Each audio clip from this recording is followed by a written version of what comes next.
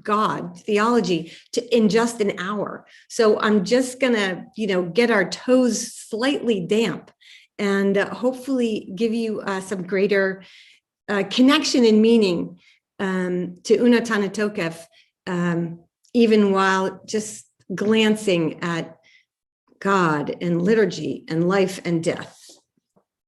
So I'm going to share with you a little history and a little theology and some framing and context and even some thoughts on translation. So we're going to get going.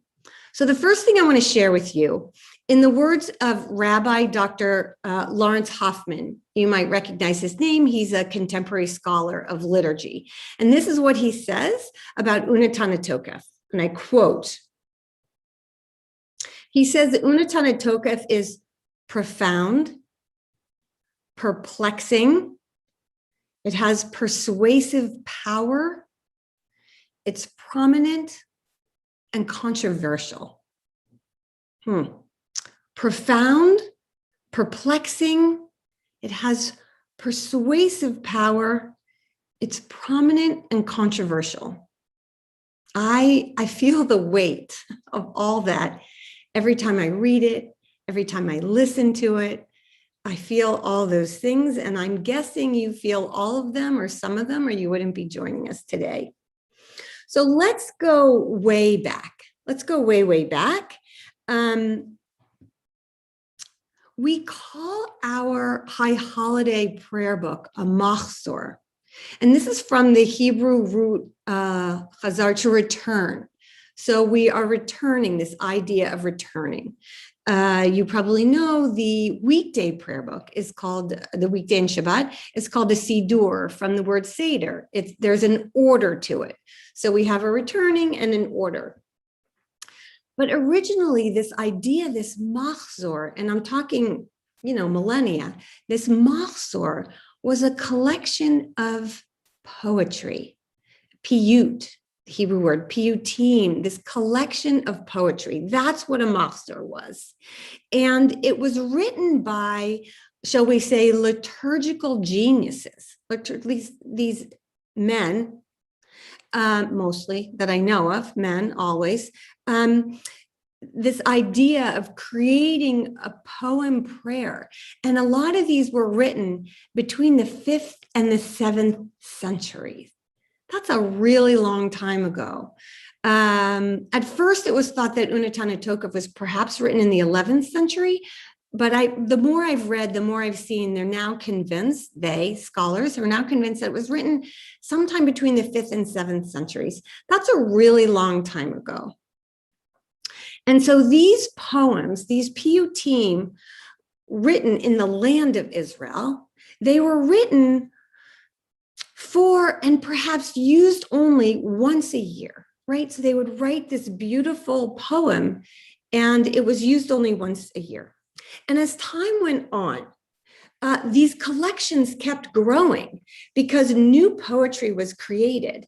And this new poetry, some of it was accepted. And then, of course, once it was created and accepted, then it had to be shared.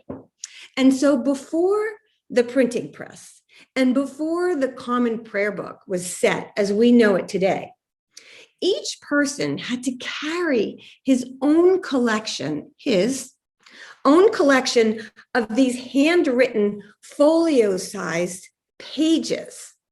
So I imagine kind of like a New Yorker cartoon of someone saying, honey, I'm going to shul. And like they had this massive pile of these folio pages, of these liturgical poems. It was poetry. It was, how do we reach out to the divine in this, how do we express ourselves in that way? So eventually, because this collection became so big and the printing press came to be, and we had set prayer books, that the Ashkenazi Jews separated the two things between the machzor, which was used for the Yamim Noraim, the days of awe, the high holy days, Rosh Hashanah and Yom Kippur, and then the Sidur, right? The Seder, the order of these prayers that we would use every day, and Shabbat, and the Shalosh Regalim, right? The three big series of holy days, Sukkot, Passover in Shul, and Shavuot. And then the third one was also separated, which was the Haggadah for the home use. So we have Machzor, Sidur, and the Haggadah, the telling, which is the home service. So that probably made it a lot easier for people than to carry these massive amounts of poetry around with them. So it begs the question, what's a prayer? You know, we fill our hearts. So what's prayer? And obviously, people have written dissertations on this, but I'm going to condense prayer into this idea that if nothing else, a prayer, something from the heart, reaching out to the divine, has a sense of human finitude, right? Human limitations. And it reminds us that we are frail. It reminds us that we have moral responsibilities, right? If this is a calling out to God, a divine presence, what's our relationship? What does God remind us of? It reminds us that we have limitations, that we have moral responsibilities, that we have limitations even in our best intentions. And so what does Jewish prayer remind us? It reminds us that we are accountable for our actions, our behaviors. We're accountable for remembering. We're accountable for gratitude. And we're accountable for our shortcomings and mistakes. We're accountable. And none of this is louder during the year than at Rosh Hashanah and Yom Kippur. We are accountable. So the solemnity of Rosh Hashanah and Yom Kippur invokes in us a need to imagine, right? Because that's what a poem is. We're imagining what isn't and trying to put it into words. So we use the human imagination to its limits. And how else are we going to address things like life and death, or sin and punishment, or our moral nakedness standing in front of a divine judge? So it's the human imagination that creates, expands, challenges, and inspires. And that brings us back to Untitled Chapter. It's a poem. It's a poem. It was written by a human who was trying to express life and death and fear and some kind of understanding of the world. And for those of us who don't regularly spend time in Jewish prayer or thought or theology, this is really hard to step into this poem. The strain of this poet's imagination is difficult for the modern mind and modern sensibilities, and at best is just off-putting. But again, it's so powerful in its poetry, in its rhythm, that we keep going back to it. No matter how much we change the service, we go back to Untitled Chapter. So I ask you, is prayer meant just a comfort? Or is prayer meant to disturb us? Is it meant to be a cognitive challenge? Is it meant to be an emotional trauma? All these things. So let's take a look right now at the traditional Untitled Chapter language, which we saw this morning briefly with Rabbi Carrie and Beth.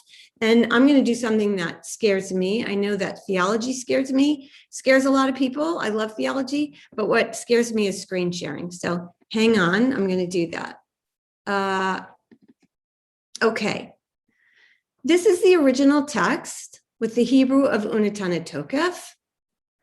I'm just going to highlight a few things to remind you. I'm going to guess most of you are familiar with this. So going back to the solemnity and the power of the day, the poet begins right in there. We lend power to the holiness of this day, for it is tremendous and awe-filled. Right? Traditionally, we call Rosh Hashanah and Yom Kippur Yamim Noraim, the days of awe. Right? Awe is a combination of wonder and fear. Here we are, truly awesome. So we're going to stand. What does it mean to be in wonder and fear? I'm going to go down to the next bolded part. An interesting part of Untitled Chapter. You can follow with me in the bold. As a shepherd herds his flock, directing his sheep to pass under his staff, so do you shall pass, count, and record the souls of all living, and decree a limit to each person's days, and inscribe their final judgment. So it's the poet's imagination taking us to this idea that God is like a shepherd, that each person is in a line passing before a God, passing before this divine presence. And this God is assessing in a moment, you shall live and you shall die. You shall live and you shall die.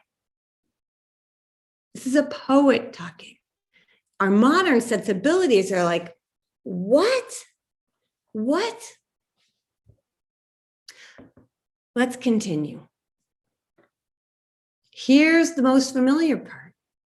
We just heard Beth beautifully chant this. On Rosh Hashanah, it is inscribed, and on Yom Kippur, it is sealed. We have 10 days. How many shall pass away and how many shall be born? Who shall live and who shall die? Who in good time and who by an untimely death? Who by water and who by fire? Who by sword and who by wild beast? Who by famine, who by thirst? Who by earthquake and who by plague? Who by strangulation and who by lapidation? That's a fancy word for stoning. Who shall have rest and who wanders? Who shall be at peace and who pursued? Who shall be serene and who tormented? Who shall become impoverished and who wealthy? Who shall be debased and who exalted? So all these, this is poetic. It's even beautiful in the translation. Every translation is an interpretation. It's beautiful. But repentance, prayer, and righteousness avert the severity of the decree. Utshuva, tefillah, tzedakah, umavirin et ro'ah hagzeira. Oh, gosh. Goes on. Let's go to the final line. But you are king who lives eternal.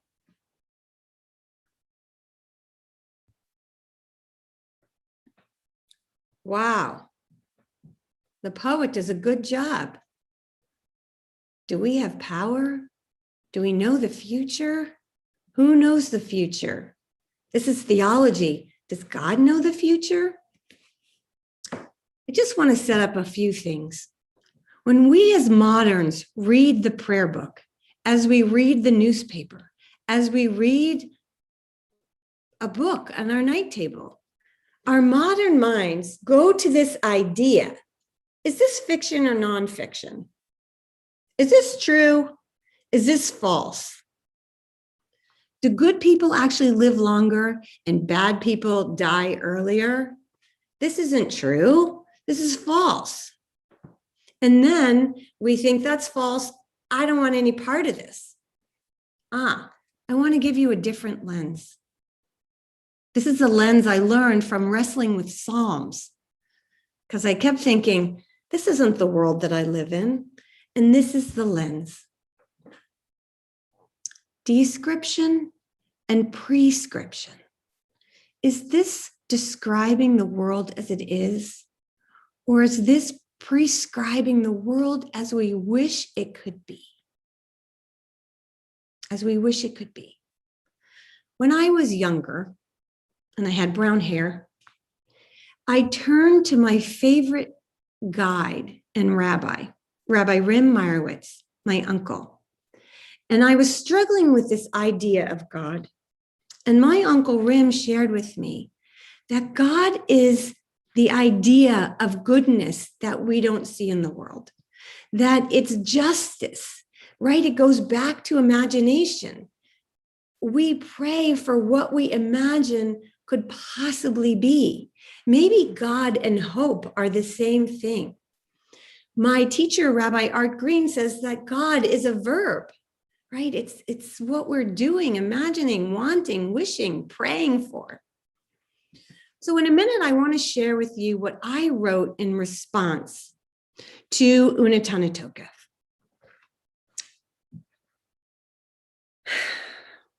I want to share that my sense of God is different from the poet of Untitled Chapter, but I affirm the message.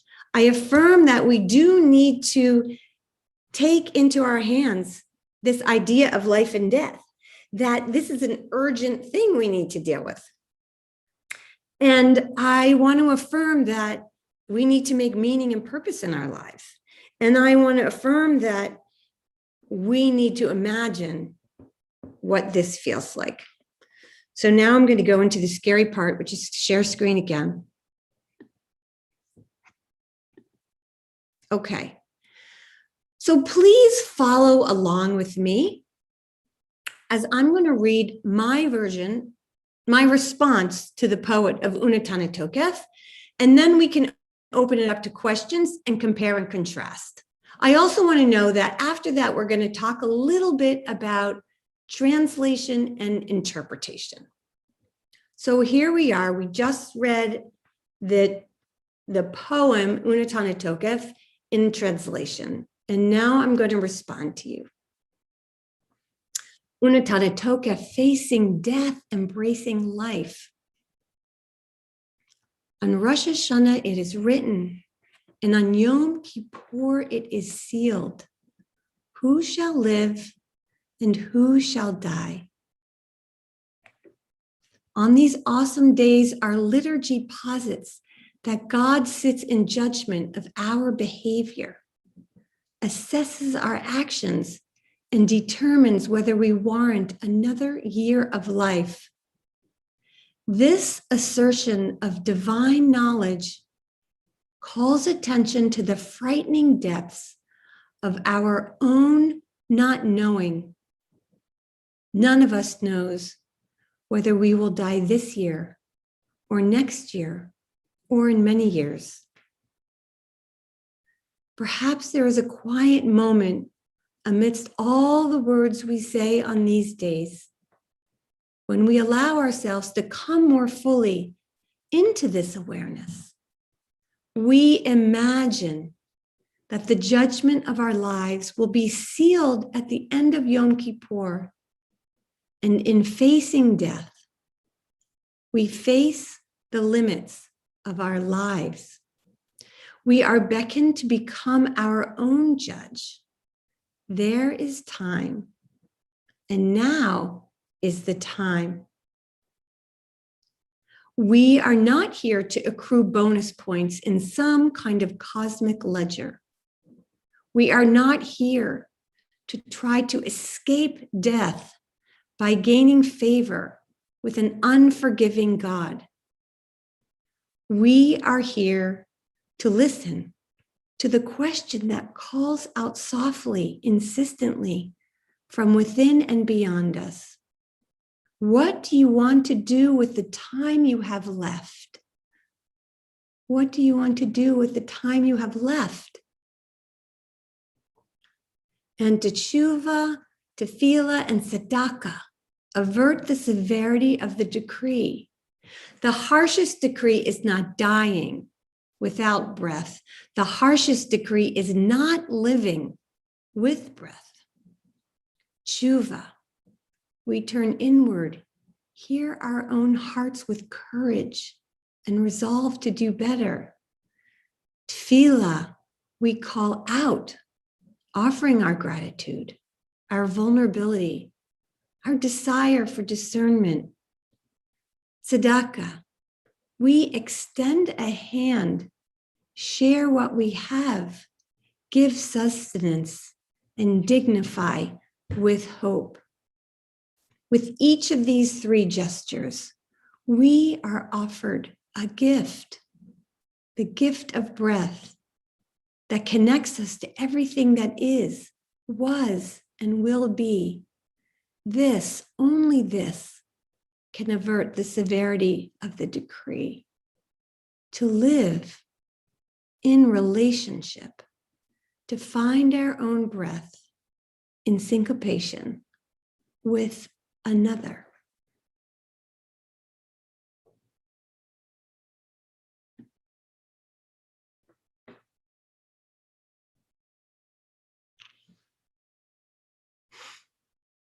So I'm open to any questions or comments. I want to tell you that I'm not following the chat. I encourage you to use the chat, but I can't simultaneously follow it and be with you in front of me. So I apologize for not multitasking in that way. But if you want to unmute yourself or raise your hand in some way, Don, can you help me? If someone has a question, please ask. Yeah, folks should be able to unmute themselves, and if I see anything in the chat, I'll call it out. Thank you so much. That's so helpful. Thank you.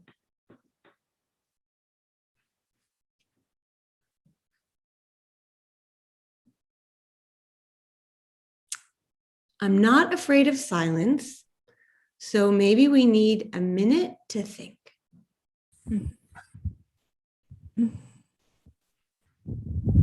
Ellen?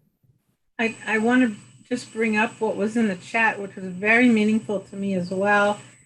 Looking at our time, and someone said, being so aware in this current world of how many ways there are to die, and that we see it almost every day. And just bringing that to our awareness of, you know, how much we don't know. You're living in the question that you were saying before. So that's a really good discussion point, I think. Ellen, thank you. Thank you for monitoring the chat for me. You know, I learned. Thank you.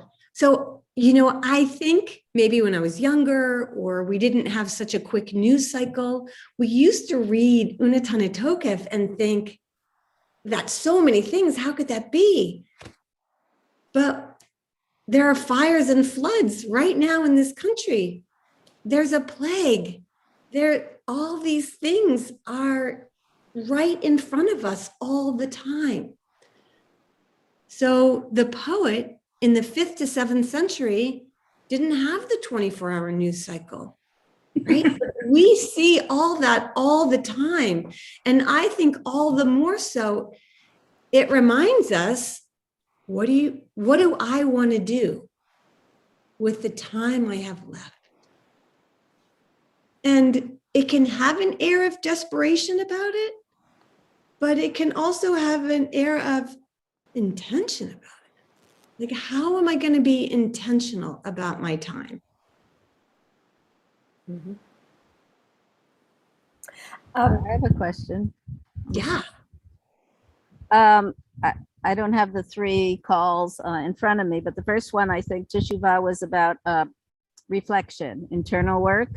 Yes. And then your last line. Tefillah. So it's tshuva, tefillah, which is prayer, and tzedakah. And then your final line was about let us be in breath, in syncopation with another. So I'm thinking about, well, for me, the pandemic has been a very internal time, and I've gotten to like it a lot. And sometimes it worries me. I mean, I know Judaism has a great emphasis on community, and I certainly haven't withdrawn completely, but I guess I'm just wondering, your last line seems to forget the first of the three. I mean, I don't know, is there a breathing that's going on with another in the first one? Do you understand? I do understand. I do understand. So first of all, I want to address your comment about enjoying the solitude of the pandemic. I think that we are learning to return to the simple joy of being with our own self. You know, listening to what our heart says, what our heart needs. I think humans had more space and time for ourselves in the past. And so I too have found so much healing in the space to be in myself and learning to enjoy that. So I'm going to, the poet, the Untitled Chapter poet, gives us in his final refrain, if you look at the top of the screen share, tshuva, tefillah, and tzedakah avert the severity of the decree. And Leslie, you come right to my point of my response in the poem, is I see those three things as relationships. And for me, the sense of the divine is in relationship. Mm-hmm. So tshuva, yes, it's our relationship with ourselves. What is a healthy relationship with ourselves? We turn inward. We hear our hearts with courage, which you've just shared that you must be doing. And we think about what we're doing. So tefillah, prayer, is our relationship with God or the divine or this greater sense of whatever is out there. But that gives us, instead of, we can't only turn inward. Let's say you're here today. You have those relationships. So this is our relationship to God, or even just a sense of gratitude in the world, but also recognizing what we can do and what we can't do, right? Our vulnerability, our human finitude. And their last relationship, tzedakah, right? Tzedakah is righteousness in the world. It's what are we going to do, right? To share whatever we have to support those who don't have. We extend a hand. I don't know. Are we going to give money? Are we going to give furniture to the Afghan families who are moving here? Whatever we have, we're going to give them, food. And then I believe the most important thing about tzedakah, right? Righteousness, is we dignify other people. We offer dignity. One of the things we've learned the most in the last few years was humiliation. And what humiliation does to people, right? So tshuva, a relationship with ourselves. Tefillah, our relationship with the divine. And tzedakah, our relationship to community. Others who either fortify us or who need to be fortified by us. It's all interconnected. So for me, living in relationship helps me live a meaningful life, helps me determine what I want to do with the time I have left, and helps avert the severity of my time here is limited. I hope that helps you. Thank you. Yes, it does. Yeah. Well, I have a, go ahead, Bonnie. I just wanted to add, first of all, I think your poem beautifully expresses what I think is the meaning of Untitled Chapter. And I think even in the original, the tshuva, tefillah, tzedakah will basically modify the harshness of the decree. Says to me that we all know we're going to die at some point, but why live with the constant thought that we're going to die, but rather, as you beautifully put it, bring ourselves to the point of being our best selves, to ourselves, to our awesome feeling about the universe, and to everybody else. So the severity of the decree is we're not going to live forever,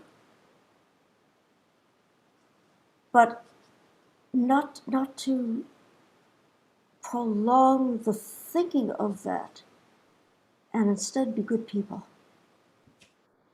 Bonnie, thank you. Thank you. I want to add an addendum to that I learned from my Uncle Rim recently. If we do live with the idea of death, when that moment comes, if we have lived life with those relationships, we can have a sense of joy in our living, right? That's where our joy comes from. That's where our satisfaction comes from. And I don't use the word love in my poem because that changes everything. But if we include love in those three relationships, some of us want to have a sense of love and awe for all three of those relationships. But Bonnie, thank you so much. I appreciate your really understanding what I tried to do. So thank you for that. Thank you. So yeah, Bonnie, that was wonderful. Hi, Audrey. Hi, Suzanne. So my mind, as it always does, is going in about 100 different directions, and I love everything you say, except that my personal worldview is a little bit different. Well, I hope so. My personal worldviews, I should say, because I don't just have one. So I don't think that death is a severe decree. I don't. I think that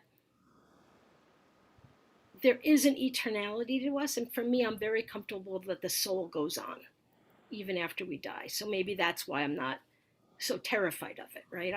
I mean, this body, it can go, but my soul will be there, and I'm okay with that.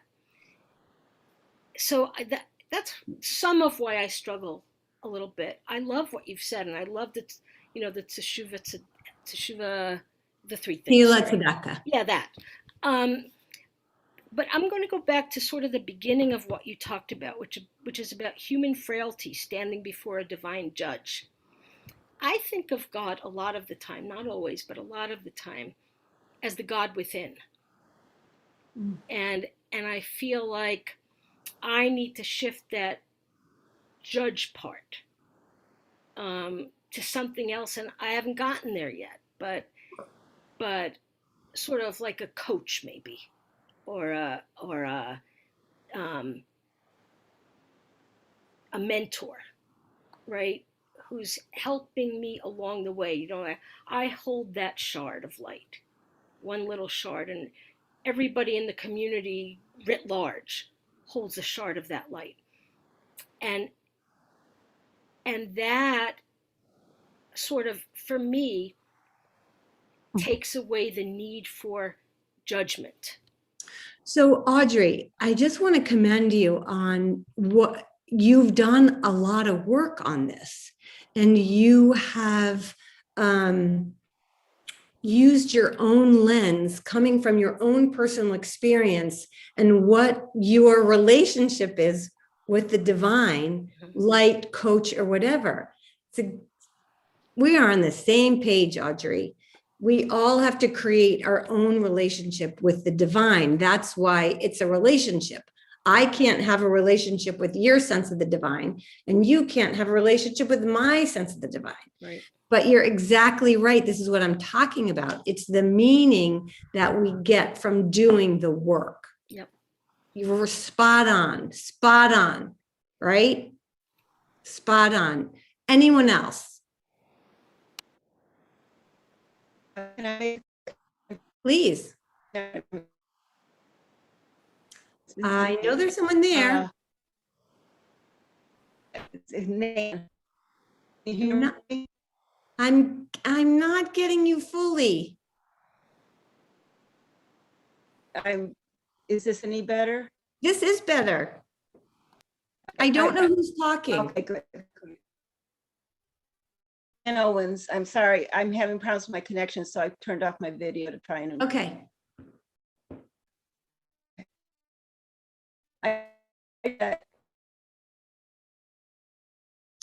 I'm not hearing anything. Is anyone hearing anything or is it me? Wondering if maybe that person could type in the chat. Either that or you can talk to me after class because I'm happy to continue the conversation. This is just the beginning. I'm so sorry because I love to answer the questions in the moment, but I don't think we're going to be able to literally connect. Can you hear me now? The connection reestablished. Okay, give it a try one more time. Okay, so I'm sorry about this. I just wanted to say that I actually find this a very comforting passage, a very comforting prayer, because it talks about the reality of life. And when you've been through very difficult times in your life, there's a real comfort in having someone say, this is the way life is. This is not some kind of unique retribution or unique thing that happens to you. And the fact that there's actually an amelioration that comes from living a righteous life is a way of saying there are things that you can do to make your life happier, that you have some power within the situation of these vast difficulties. You have the power of finding comfort, joy, celebration, gratitude, even when you're going through these really rough patches. And for me, that's just a very comforting thing as opposed to a horrible thing. Oh, I wish I could see you. Yes, so beautiful. Yes, yes, yes, yes, yes, exclamation point, right? There's so much that's out of our control. And when the things out of control that bring us, we're heartsick and it's painful. It's nice to know that there's a little bit we do have control over. Right? We do have control over. Our tradition teaches us that we wake up, and you use the word yourself. If we wake up in the morning with gratitude, gratitude shifts our whole lens. And even in what you're describing as a very hard, what the world has given you sounds hard and painful. You have made choices in your life. So your lens brings you comfort.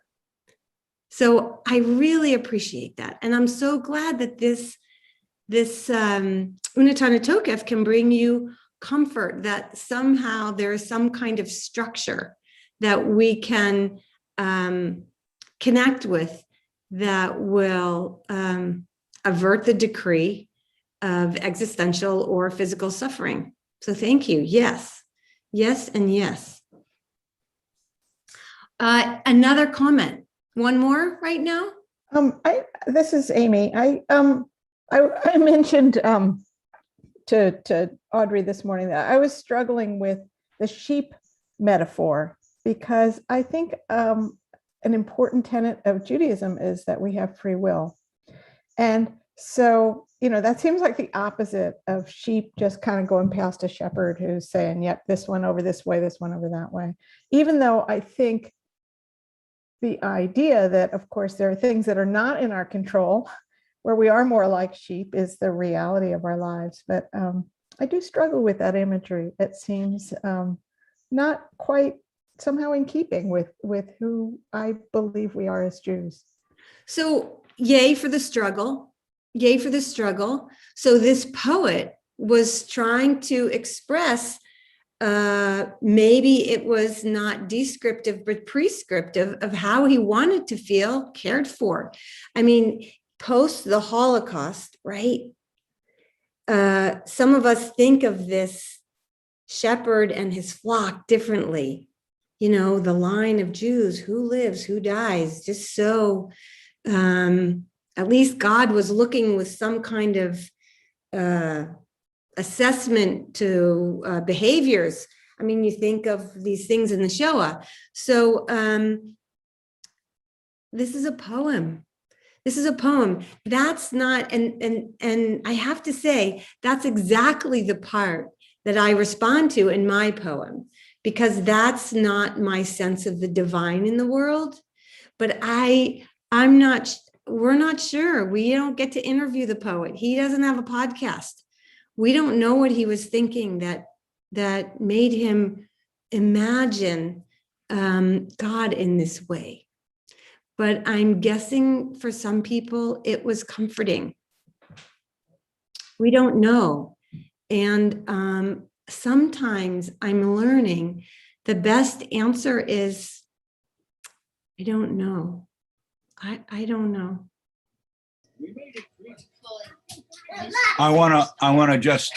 I'm sorry for the noise in the background of one of my grandchildren. I'm thinking of what it's like to be a sheep and have a shepherd in the 23rd Psalm who comforts me. And I wrote to one of the ministers today. There's been a death here at Brooksby of one of my oldest Jewish friends. I'm doing the funeral tomorrow. His name is Manny Kay.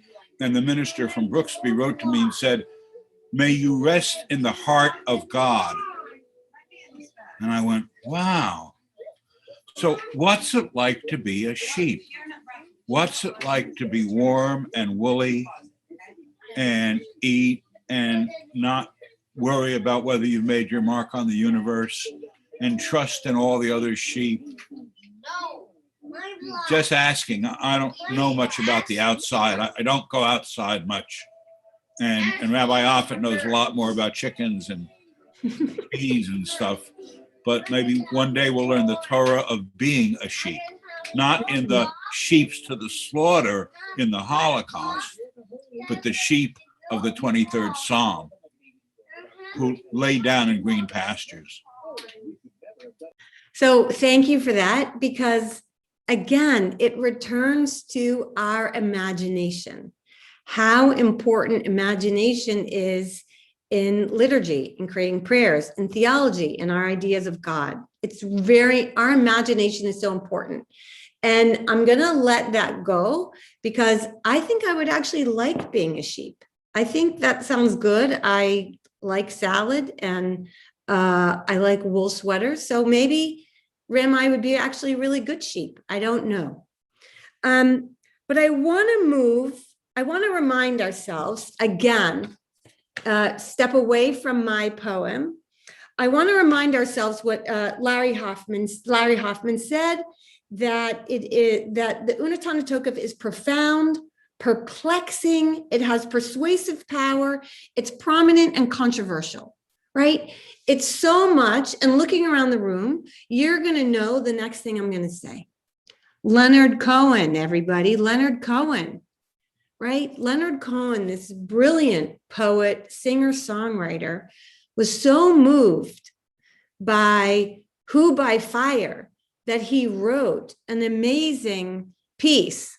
Don, are you there to help me? We're just going to play a clip of Leonard Cohen's Who by Fire. All right, give me just a moment here. Thank you, because this was something I couldn't do. Thank you, Don.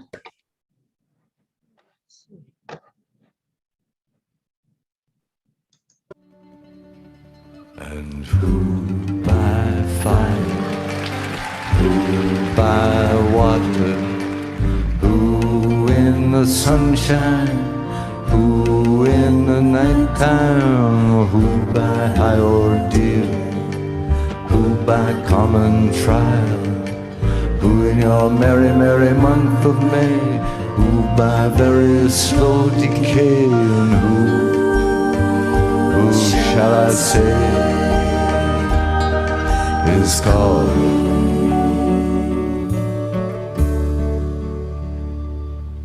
and who in her lonely slip, who by barbiturate, who in these realms of love, who by something blonde, who by avalanche, who by powder, who for his greed, Who for his hunger and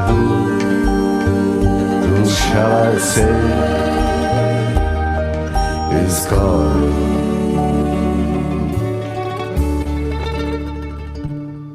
And who by brave ascent. Thank you, Don. This is such powerful text. Leonard Cohen wrote a song about it.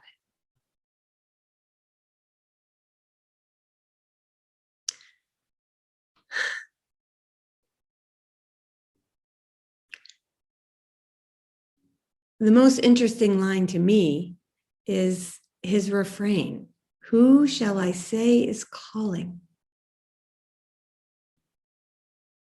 Right? It contrasts the mesmerizing part, right? If you look at that video, he doesn't blink, which is a little unsettling. But who by fire, who by water, and then who shall we say is calling? It's a different who. And it goes to that formal way you might respond when we used to answer other people's phones. Who shall I say is calling? Is he talking about God? I've done some research on it. I can't find anything definitive. I'll have to dig more. But when you have a chance, I would encourage you to YouTube that. It's haunting. It's just haunting. And I bring it forward because here's a poet, and this part of his Jewish roots, he used his Jewish roots in other music, but this is just so powerful and demands our attention.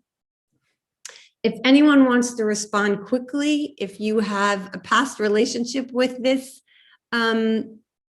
with Leonard Cohen's Who by Fire, if you want to share that, I'd love to hear. I just couldn't do a teaching on Untitled Chapter and not bring up a piece of that remarkable song. Chris Logan has raised his hand. Hi, I've heard that many times, and it's always moved me deeply. And what occurs to me listening to it today is he's an intermediary, because he's hearing the one who is calling and trying and preparing to then introduce that one to the listener. So he's hearing a voice that has the answers, or is the answers, perhaps, and he's trying to figure out where that voice is coming from. Wow. I love that. Thank you. Thank you, Chris. Whoa. Anyone else? Okay. I want to quickly talk about translation.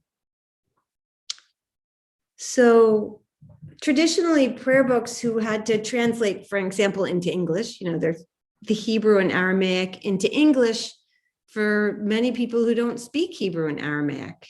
And for a long time, it was dense, as literal as possible, and that didn't seem accessible. So then we moved to more beautiful translations, and then ultimately interpretive translations, which I'm going to share now. A very popular interpretive translation. Let's see if I can get there. You may have seen this. I'm going to read a little bit of it. In the interest of time, I just want to read a little bit, written by a man named Stanley Rabinowitz, and it was adapted. And you've probably seen this. It's in most non-Orthodox prayer books now, because it really speaks to the modern mind. And after I read it, I want you to think about what's the shift that was made in this interpretive translation. Why is it more appealing, perhaps, to some people than the sharpness of the other? When we really begin a new year, it is decided. And when we actually repent, it is determined, right? So that's right from on Rosh Hashanah, it is written, and on Yom Kippur, it is sealed, right? Who shall be truly alive and who shall merely exist? Who shall be happy and who shall be miserable, right? That goes to, Audrey, your perception, right? Who shall attain fulfillment in their day and who shall not attain fulfillment in their day? Who shall be tormented by the fire of ambition and who shall be overcome by the waters of failure? Who shall be pierced by the sharp sword of envy and who shall be torn by the wild beast of resentment? Who shall hunger for companionship and who shall thirst for approval? Who shall be shattered by the earthquake of social change and who shall be plagued by the pressures of conformity? Who shall be strangled by insecurity and who shall be stoned into submission? I'm going to skip to the end. But repentance, prayer, and good deeds have the power to change the character of our lives, right? Have the power to change the character of our lives. Let us resolve to repent, to pray, and do good deeds so that we may begin a truly new year. What are the authors doing here? What's shifted? What's the big shift going on?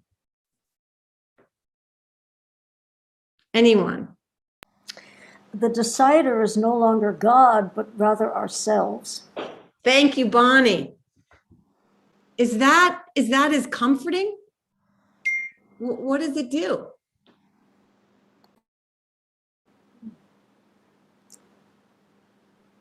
It gives us agency. Oh, sorry, Bonnie. No, that's okay. Agency is a good word. Yeah. Agency is a great word. Yes. It definitely shifts the responsibility. It goes, who said free will? Yes, it goes, Audrey, it goes to our sense of free will. It goes to agency. It goes to how are we going to make the changes? It goes to perception. It avoids death. That's my biggest concern. I've always loved that interpretive translation. It doesn't put death before us. And I think that is the radical beauty of the traditional Unatana Tokef. Who shall live and who shall die, right? That's it. What do you want to do with the time you have left? Humans like urgency. We need to know a crisis is impending or we're not going to do it. Climate change, it's happening. Maybe now people will do something about it, right? Humans need urgency to act. And there's beauty and lessons in the interpretive translation from 1800 years ago. I feel more urgency. Like I better get my act together.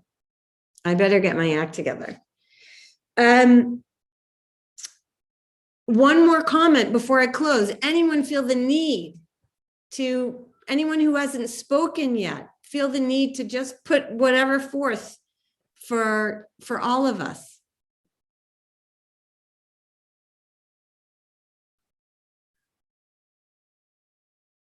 Okay, I'm going to, I gave all of my shares, including one piece that I didn't have a chance to share.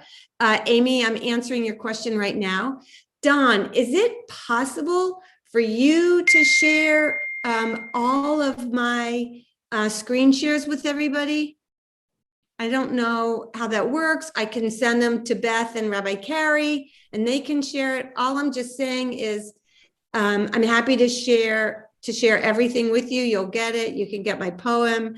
You can get the link to. I think I can share a link to it on Google Drive. Okay. That's probably the quickest and easiest Okay. way And to it looks do like, it. and Rabbi Carrie also has an idea. community email. Thanks, Rabbi Carey. That'd be amazing. On either our Thursday or our Sunday next mailings, we can put a link in there as well. Great. Wonderful. Thank you. So, yeah, so if people want to hang out for 20 seconds, Okay. I will right. post it in the. Okay, I'm going to just do my little closing, and then maybe you'll be ready by then. I will.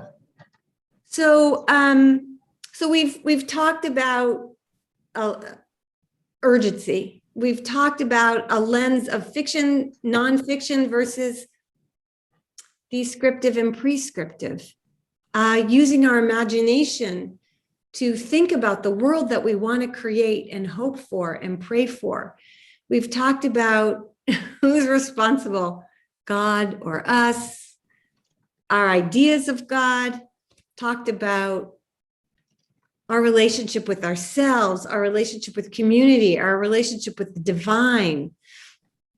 But I think the last thing I want to say, well, there's always more to say, is that I want to look at Untitled Chapter, and I invite you to look at Untitled Chapter with me with an admission and a commitment.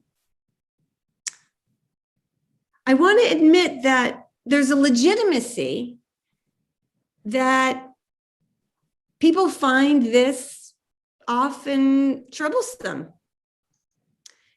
But I also want to commit ourselves that we engage with passages like this as a work of art. You know, the way we listen to Leonard Cohen is the way I want us to read Untitled Chapter. It's a work of art from a troubled soul who's trying to get something out there in a really beautiful way. During the days of awe, right, the Yamim Noraim, Rosh Hashanah and Yom Kippur, these are days of both wonder and dread, awe. These prayer poems don't give us the luxury of distance between our life and death that other art forms give us, right? What Untitled Chapter does is takes us into the drama, that we're not only part of the play, but we're cast members in the drama, that we are the actors. And that's huge to take on, but that's our responsibility, that's our burden, that's our discomfort. But Untitled Chapter, with the burden and responsibility, it gives us an opportunity that we might not accept the other days of the year. And that is to feel, to truly feel the intensity of life and the opportunity to learn and grow. It gives us many gifts. So how else do we stand before the divine presence with our fullest selves, if not in awe and wonder? So I want to conclude by wishing all of you and all those you love safety and health. And I wish for you moments of ease and moments of joy and moments of sweetness. And I also wish for you an expansive imagination, and that you continue to find meaning and purpose in your lives. Shana Tova and Amen. Thank you so much. This was wonderful. Thank you. Don, you have everything for us. It's on the, it's in the I chat. posted a link, so Thank anyone who can grab it before we end the meeting would be great. And Thank you, thank you. Thank you, thank you, thank you. Wow. You're amazing, Don. He is. Thank you. Full For of gratitude. Okay, thank you all. And I will be back Yom Kippur to spend some more time together with you. Thank you for being part of this community. Thank you, Rabbi. Thank you. and it was wonderful. Thank you. Perfect timing in the days of awe. Truly awesome.